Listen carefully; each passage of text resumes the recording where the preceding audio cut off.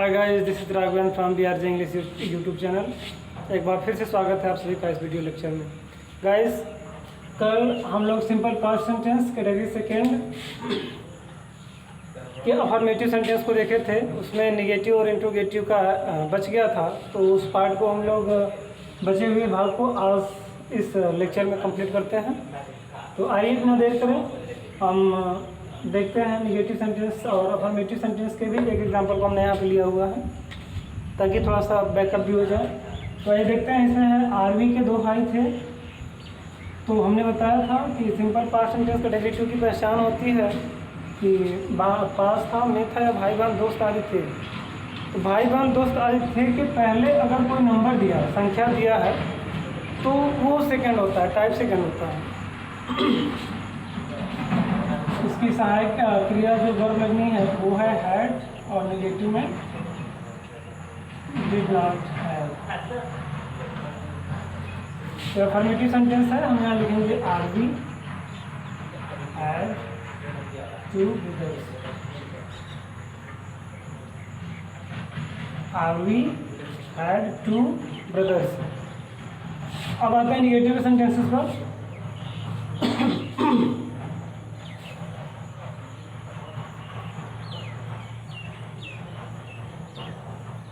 विजय के पास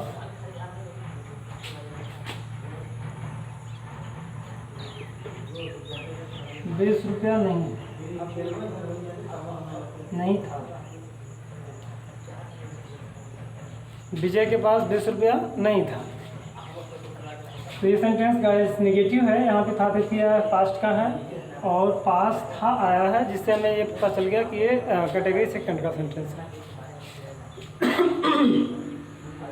तो गाइस, हमें सबसे पहले ट्रांसलेट करने से पहले सेंटेंस को पढ़ना होता है और सबसे पहले हमें लास्ट वाला साइन देखना होता है। यहाँ पे पूर्ण विराम है, इंग्लिश में बात करें तो फुल स्टॉप है।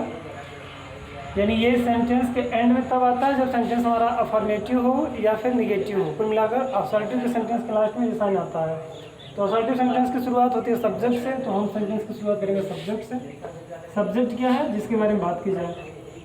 तो विजय के पास ₹20 नहीं था, हम लोग बात कर रहे हैं विजय की, हो जाएगा विजय। नेगेटिव है तो डिड नॉट हैव। विजय के पास नहीं था, क्या नहीं था? ₹20।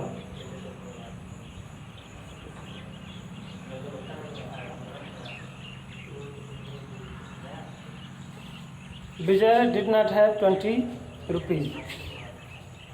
नेक्स्ट,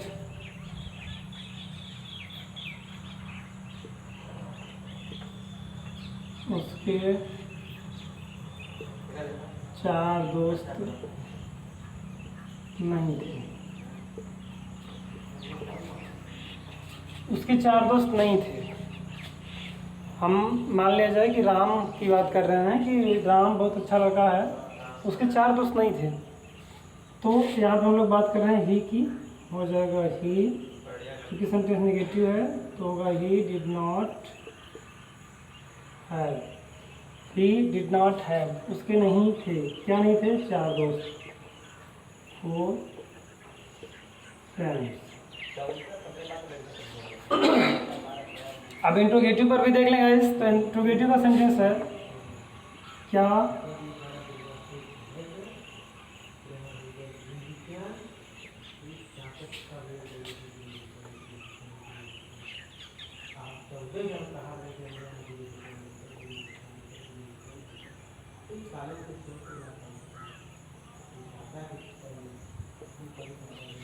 क्या आपके पास एक मोबाइल था? तो गाइस, प्रश्न पूछा गया है, जैसा कि हम ऑलरेडी चर्चा किए हुए हैं कि कोई भी व्यक्ति हो केवल 2 तरह से प्रश्न पूछ सकता है। एक इस तरह से प्रश्न पूछ सकता है जिसका रिप्लाई हम ऐसे या नो में दे सकते हैं, और एक ऐसे प्रश्न पूछेगा जिसका रिप्लाई हम ऐसे या नो में नहीं दे पाएंगे। हमें बताना पड़ेगा, एक्सप्लेन करना पड़ेगा। तो जब हमें एक्सप्लेन करना पड़े किसी प्रश्न के उत्तर को, तो जिस सबसे प्रश्न पूछा गया होगा उसकी अंग्रेजी हम सबसे पहले लिखेंगे। तो आइए देखते हैं इसका नेचर कैसा है।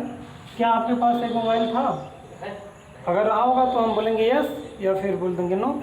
यस या नो में है तो इस सेंटेंस की जो हेल्पिंग वर्ब होगी उसे हम सेंटेंस के प्रारंभ में लाएंगे। तो है इसकी सहायक क्रिया जो है वो है डिड।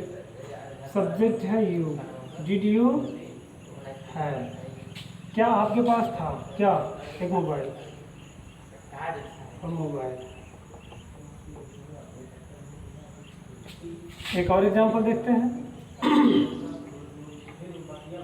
क्या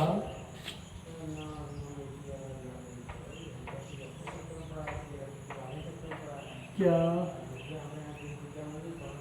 आपके मोबाइल में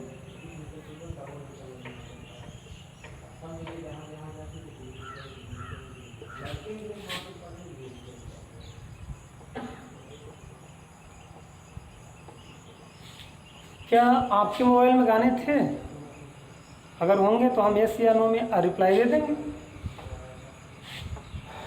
तो आइए देखते हैं।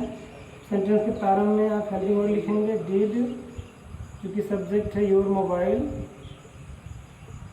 डिड योर मोबाइल है। क्या आपके मोबाइल में था, क्या था, गाने, songs. Did your mobile have songs. तो गाइस ये कुछ निगेटिव और इंट्रोगेटिव के सेंटेंस थे। आइए इंट्रोगेटिव के कुछ और टाइप बी के सेंटेंसेस देख लेते हैं हम लोग।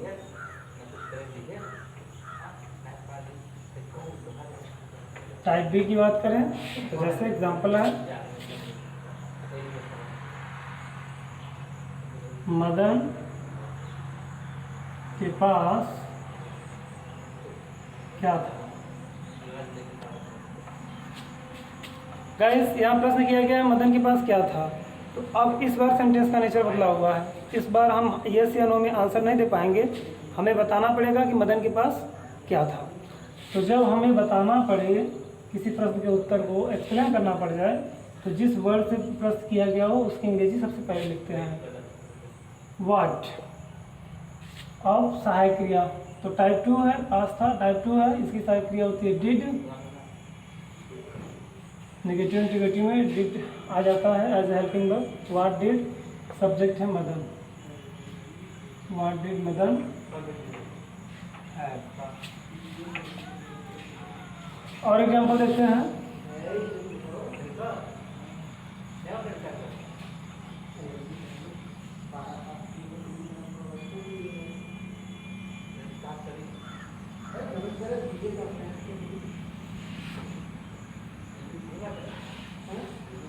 संदीप के पास क्या क्या था। तो गाइस इस बार भी हमें बताना पड़ेगा कि संदीप के पास क्या क्या था। यस या नो में तो इसका उत्तर हम दे नहीं सकते, हमें बताना पड़ेगा। लैपटॉप था, मोबाइल था, बाइक था। ओके, तो हम क्या क्या की इंग्लिश लिखेंगे। What all.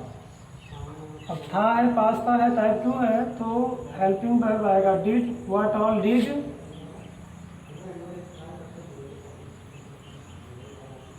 संदीप। एक लास्ट एग्जांपल देखते हैं गाइस।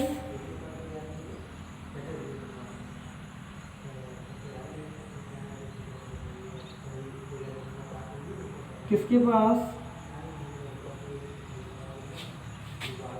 मोबाइल था।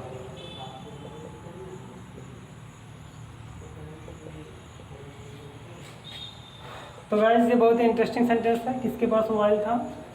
अब मान लीजिए जैसे हम कहें कि मदन के पास मोबाइल था, कोई बताया कि मदन के पास मोबाइल था और मैंने पूछ लिया किसके पास मोबाइल था, तो जिसके पास मोबाइल है उसी की तो बात हो रही है।